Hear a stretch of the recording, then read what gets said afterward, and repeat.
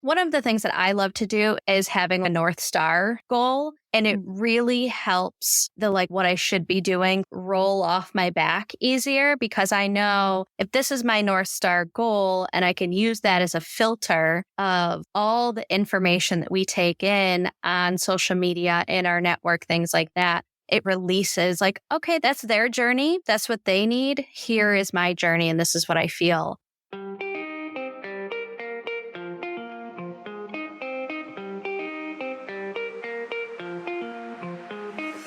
Hey friend, and welcome to the Feel Good Social Podcast. I'm your host, Kinsey, and I'm here to help you market your business in a genuine way that works without wasting your precious time. So sit back, relax, and enjoy some genuine conversation for the good of your biz. Hey, my Feel Good friend, and welcome to the Feel Good Social Podcast. I'm your host, Kinsey, and I am so excited to share today's conversation with you because our friend Mershawn is giving us the high vibe pep talk that you probably didn't know you needed today, but believe me, you do. We're chatting about the difference between feminine and masculine energy in our business and how you can truly embrace being a relaxed entrepreneur in your day-to-day and the difference that can make. I know you're going to love this conversation as much as I did, so if you do, make sure you share it with a business friend who could also use to listen to it. And don't forget to leave us 5 stars or a friendly review on whatever podcast platform you're listening to this on, because it really will help us to continue growing our Feel Good community and spreading that Feel Good message. All right, let's go ahead and dive right in. Hi, Mershawn. Thank you so much for coming on the Feel Good Social Podcast. I'm so excited to bring you on the show, lady. Hi, Kinsey. Thank you so much for having me. I'm really excited to chat with you and share everything and just be here today. I really appreciate you having me. Yes, I know. This is going to be such a great conversation. And I already did introduce you just a little bit in the intro, but I'd love to hear from you. Who are you? What do you do? Who do you serve? Perfect. Yeah. So my name's Mershawn Hargrave. I am located in upstate New York, and I run a company called High Vibe Cowork. It's a virtual community where I run masterminds and virtual coworking for women entrepreneurs, solopreneurs, or people building a passion project. I also have a podcast called High Vibe Table Talks, where we chat about the roller coaster journey that is entrepreneurship and all about the messy middle, because people a lot of times see the shiny stuff on social media. And I like to dive into the nitty gritty and the stuff that we all go through as we're building our lives. Yes, we so align with that in this podcast. I cannot wait to hear what you have to say. But before we dive into all the things, I always kind of like to kick off the conversations by asking just, how did you get started in your journey? What has this looked like for you? Yeah, it's been, as I said, a roller coaster like it is for everybody. But I actually went to school for teaching. I got my physical education degree. And the last job that I applied for, because we had hit a recession and that it was hard to get a teaching job, very different than it is today. But I was one of 1,000 applicants for the position. I got down to the final 3 and didn't get the job and said, I need to pivot. I need to do something else. I need to take more control of what my future looks like. So I got a job in sales. I worked for a software company. We were very small. We just sold our first customer outside of New York State, and I worked for that company for a little over a decade. But I was making about 250 cold calls to car dealerships every single week. And so it's a very masculine, both industry to be in and also energy to be in with cold calling. So craving more feminine energy in my life. And so I started to network locally, then just built a base of people, and we started showing up together, talking about our lives and our businesses. And during COVID, needed accountability, because as much as I don't like doing dishes or cold calling when you're stuck at home, I'm going to pick dishes every single time. So I was craving accountability. And so I kind of meshed both my teaching background, my coaching background, the sales that I had, accountability, my community. And that is what started High Vibe. I ran my first mastermind in the fall of 2020 and just have grown from there. Wow, that is such a cool origin story that I've always wondered about people who have to do the cold calls. I never really associated it with masculine energy, but you're so right, especially for the car dealership situation and stuff. Oh man. And yeah, that does seem like such a stark difference now from what you do with high vibe and all that different stuff. I don't know, just out of curiosity, what are some major flips and switches that you've done when it comes to like masculine versus feminine energy? Yeah, I think that being in the automotive industry, while it's a cool industry to be in, but it's a bit like dog eat dog type of world. And one of the first networking meetings that I ever went to, I'm in upstate New York in Rochester, and I went to a Rochester Women's Network meeting, and I sat down, and it was this big group of women who were there to support each other. And it wasn't this uber competitive, if you get a customer, that means I have one less customer to go after. It was very much like, how can I support you? How can I fix a problem that you're having? How can I connect you with someone that you're looking for? And I just felt such this like beautiful camaraderie among people who didn't know each other that well and were just out there in a very like heart-centered and giving type of atmosphere. And so I've really tried to draw in that type of energy to my groups while also balancing the idea of you have to take action. I don't know if you're familiar with Amanda Francis, but in it, she talks about bowing your head and moving your feet. And she uses some religious aspects in her business. I'm more of like a universal energy type of verbiage when I talk about the universe, but it's bow your head, trust in the universe, and take action, because if you don't take action, you're never going to get to where you want to go. So it's finding that harmony between the masculine of support, community, trust in the universe, and taking action and seeing where that takes you. Yeah. Oh, man. Oh, so interesting. I know. I love thinking about the difference between the masculine and the feminine, just in our society, our culture, and how that applies to our business and entrepreneurship too. And it really is like, I think just being aware and getting curious about these different things and questioning like what is going to work for us. It's so funny. I have been getting a little bit back into human design lately. Are you a human design girly at all? Ish. I know a little bit to make me dangerous, but then it's one of those things where it's like, there's so much to even. It's so much. I know. I'm trying to take it slow. Yeah. But it is funny. I'm the projector type. And that actually, according to this type and stuff, you're supposed to just show up and wait for the invitation, I guess is the thing. And that is just so much more feminine energy side of things. But like most of us, when I was just starting out in entrepreneurship, you know, and a lot of the strategies we do still hear, and they work for some people, is the more masculine, insert yourself, do the things. And it's funny, I've been thinking a lot lately about the difference between masculine and feminine energy and like taking action, right? Because I'm definitely an action taker, but like when it stops working for me is when I feel like I'm pushing, and especially pushing myself maybe on others in that way. So I've been really more so just trying to be like, hello, I'm here. This is what I'm doing, blah, blah, blah. Does that make sense what I'm saying? Yeah, definitely. You know, like when I was selling to car dealers, there was a small team of us and we all sold very differently. And so my message to my audience is that you can sell authentically and organically to yourself. And it doesn't have to feel like pushing and friction and hard. It's never going to feel comfortable because you're putting yourself out there and opening yourself up to rejection. And you can have conversations that are service-based, heart-focused, authentic, using your own words. And so it's finding that balance between those two. Ooh, I love that we're taking the conversation here because exactly, yeah, there's just so many different ways that it is. It's finding out what feels most aligned to you and stuff. So I have another slightly similar question-ish, but you know, I think it's just the way we've grown up, our culture, and especially when you're new to the entrepreneurship game, comparisonitis is real. Yeah. And I do know that feeling of, oh my gosh, when you first start out, especially, and I think because of all the masculine energy in entrepreneurship, it can feel hard overcome that competition over community and embrace collaboration or community over competition. Did you ever run into that? And do you have any like easy shifts we can make to like embrace collaboration more than competition? That is a great question. And the first thing that comes to my mind when you ask that question is that I always say that should is a shame word.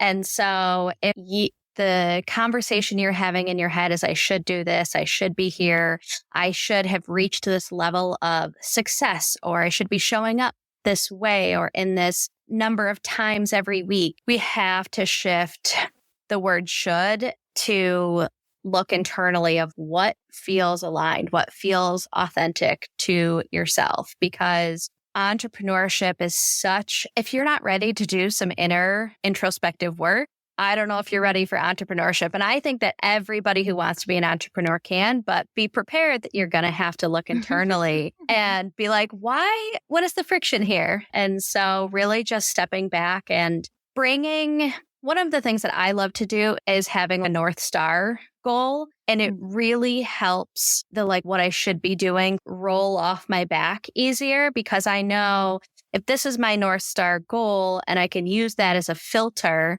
of all the information that we take in on social media, in our network, things like that, it releases like, okay, that's their journey. That's what they need. Here is my journey. And this is what I feel called to do and is what's important to me. Yes. Okay. We have to talk about the idea of a relaxed entrepreneur, because I know that you have been somewhat maybe recently embracing this concept more. Tell us about this. Yeah.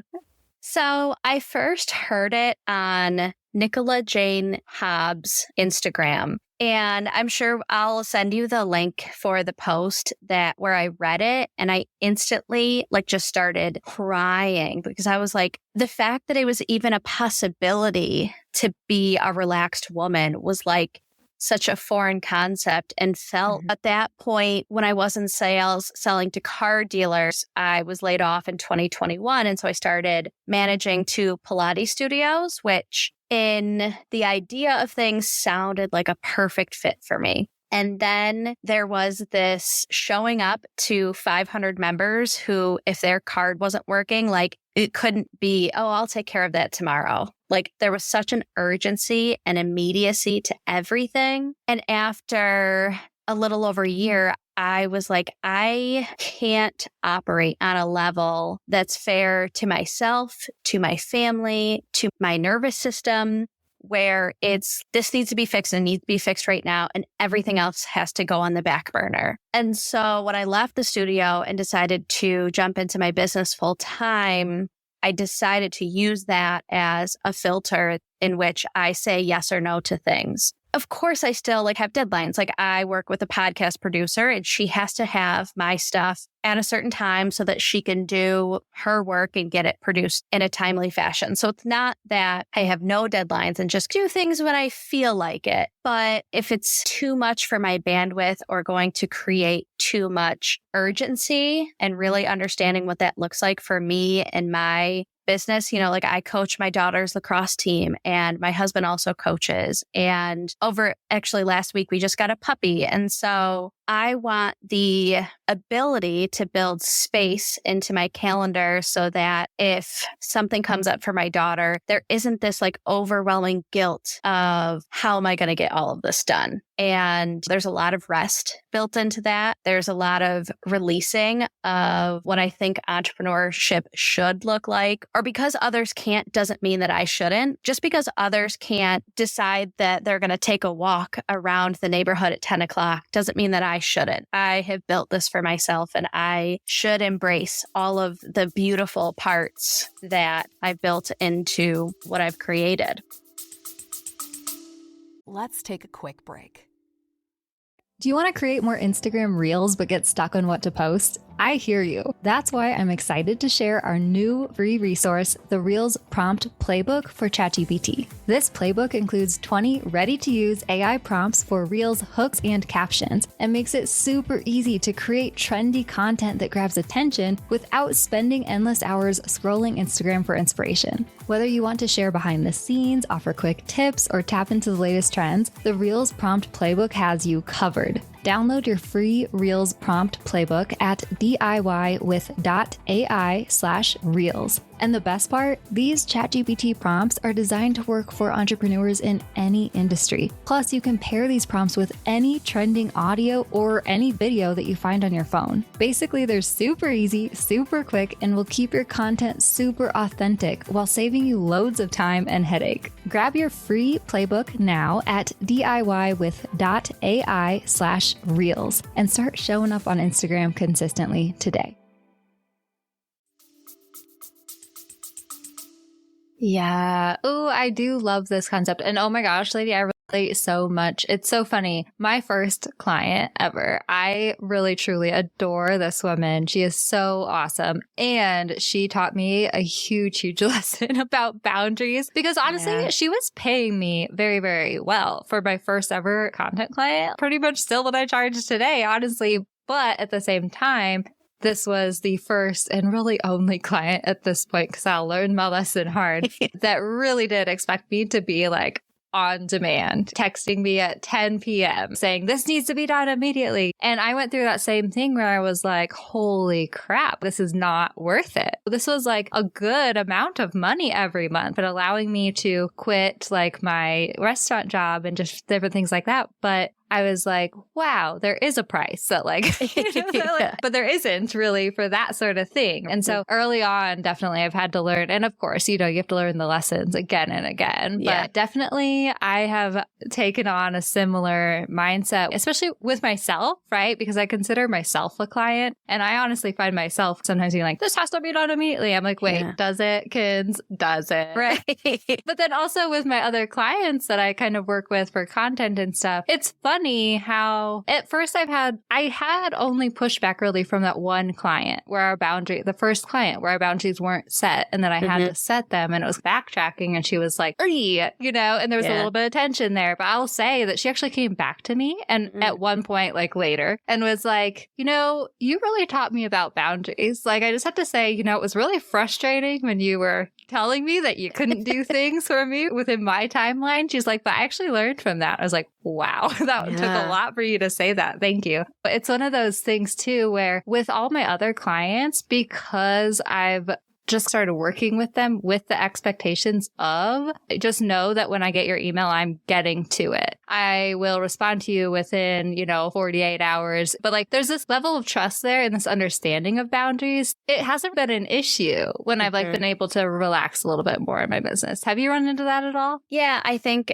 and when you were telling that story of your first client, how she came back to you, that feels like such a projector story of you projected back to her what you needed. And in the end, she was like, oh, I needed that too. I never put that together, girl. But yeah, I think it's the building the boundaries initially and expectations up front. Boundaries are there to protect yourself, not put demands on anybody else. There are a lot of people who they'll answer emails right away. But even when you and I were messaging back and forth, like our voice memos, you were very much like, whenever you get back to my email, that's fine. No rush. And like, I love surrounding myself with people who appreciate that and understand that life happens and your inbox doesn't have to be at 0 every day. That's not a sign of success. Totally. Oh my gosh, I love that you brought that up. That's actually coming up for me lately too, that it's so funny. Okay, yes, because I have embraced this lifestyle for myself within my business where I'm like, okay, I'm not gonna be one of those people who gets back to you. Like sometimes I will get back to you immediately if it's like the right time. And then sometimes it'll take me a day or two to get back to you and whatever. It's just relax. Like we're saying, I do try to also put that out into the world. Like you just said, it's funny to me when people will be like,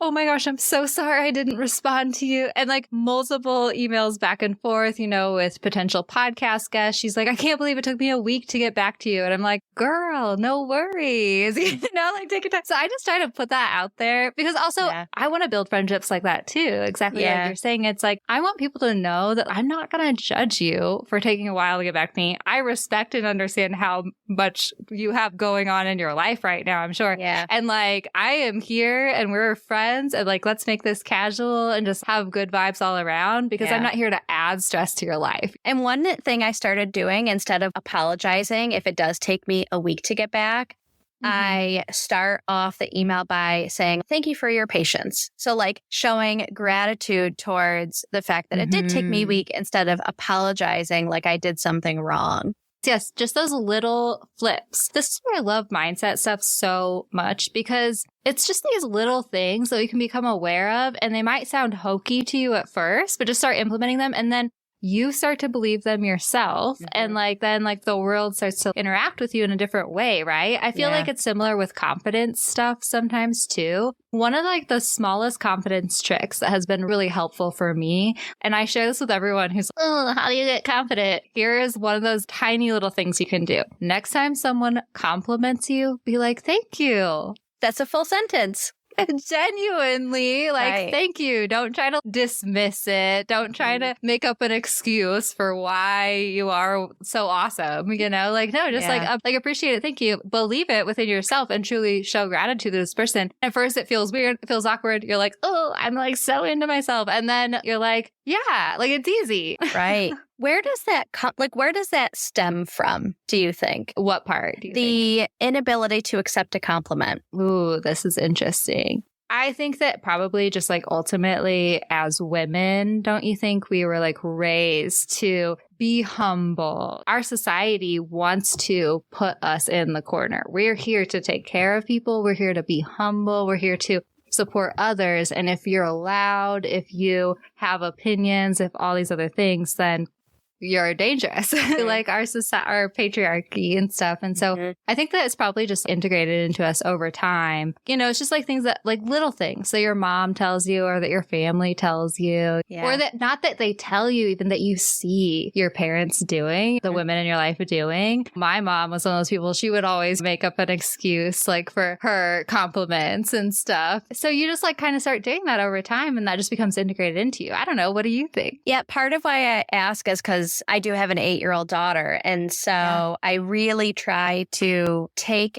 all of the things that I'm deconstructing for myself, people pleasing, not taking compliments, not resting, not having that relaxed pace. And how do I mirror that for her or take the little moments, the little conversations, the little things that are happening and make sure that I'm not constructing those for her as well. So it's just taking as many teachable moments as I can and really sitting back and go like, now knowing what I know, how would I have wanted to be parented differently? And how can I parent differently to give our kids their own issues? Like therapy's never going to go away.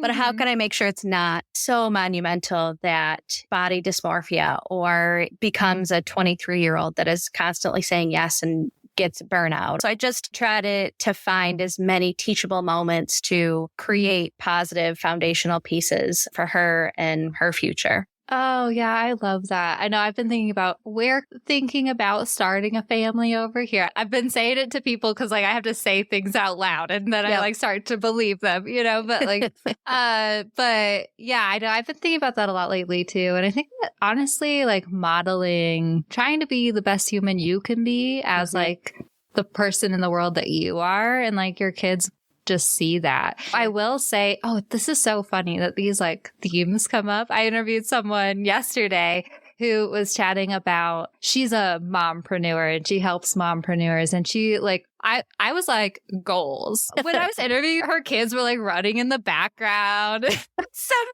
And I was like, tell me your secret. She's notepads. Tell them to write things down on a notepad when they need it. That's it. But I feel this too. She's like, my kids are like my biggest cheerleaders. They see their mama working. They understand like the boundaries that I need to set with them and my work. And she's like, they also know that if mom needs 2 hours to do work, then she needs 2 hours and she will be there in 2 hours to hang out with them, like all this different. She's like, my kids, honestly, it's just so great to be an entrepreneur and have them there cheerleading me and also have them seeing their mom being a badass and stuff. Yeah. And I was like, I really feel that. I grew up with entrepreneurial parents too. I actually interviewed my mom on the podcast and I didn't realize how much like them, her ability to like pivot and have multiple jobs throughout my life, her ability to be an entrepreneur and have this canoe and kayak business and stuff. And I think I didn't realize that I have like this internal belief that firstly, we're all going to be okay. I can quit school. I can switch my jobs. I can pivot my life. I'll be fine. Because like my mom did all through my life and she's cool. And also just like understanding that the freedom to do what I want, that was something that I just believed. And it wasn't until I was an adult and had conversations with other people who have awesome parents, but who had parents that were in the same career their entire lives. And they were like, It was a huge deal for me to take the leap and start my business. And I was like, oh, that's not something that I even really realized, you know? Yeah. I have a similar but different story as far as like, my dad, he's now an entrepreneur, but he didn't become an entrepreneur until his late 40s, I think. So my childhood growing up, he was in corporate America and I'm the oldest of 5. And so once there were 3 of us, my mom was a social worker. And so her income was more than our daycare bill. So at some point my mom worked the C shift. And so my dad would come home.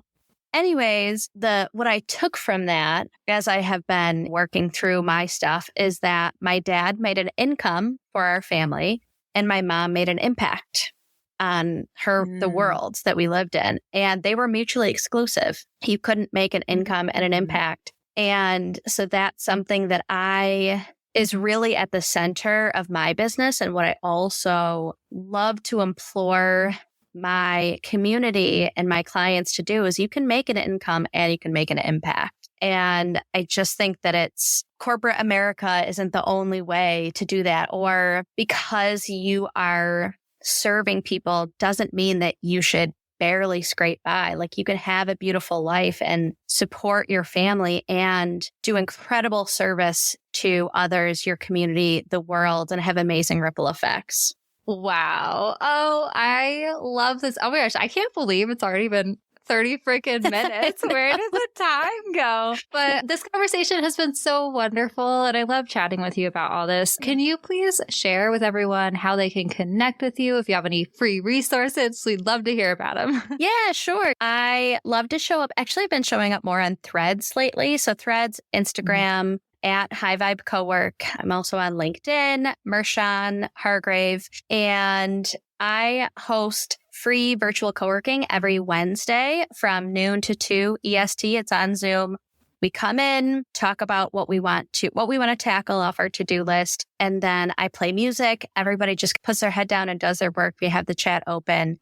And then we come back, say how'd you do with your stuff. And so if you go to highvibecowork.com/virtual, you can sign up to join the virtual coworking. Ooh, cool. I definitely need to check that out. Thank you so much, Sadie. Thank you so much for having me. This was a really fun conversation and I can't believe it's been 30 minutes already.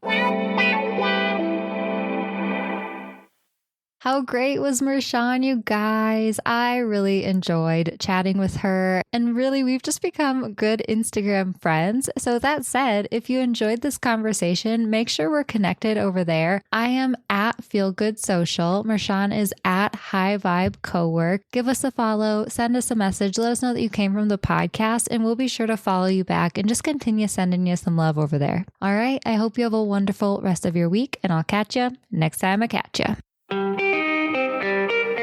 Thanks so much for listening, my friend. For show notes and a whole lot of other awesome freebies, visit feelgoodsocial.com. Simply go to feelgoodsocial.com for all the goods.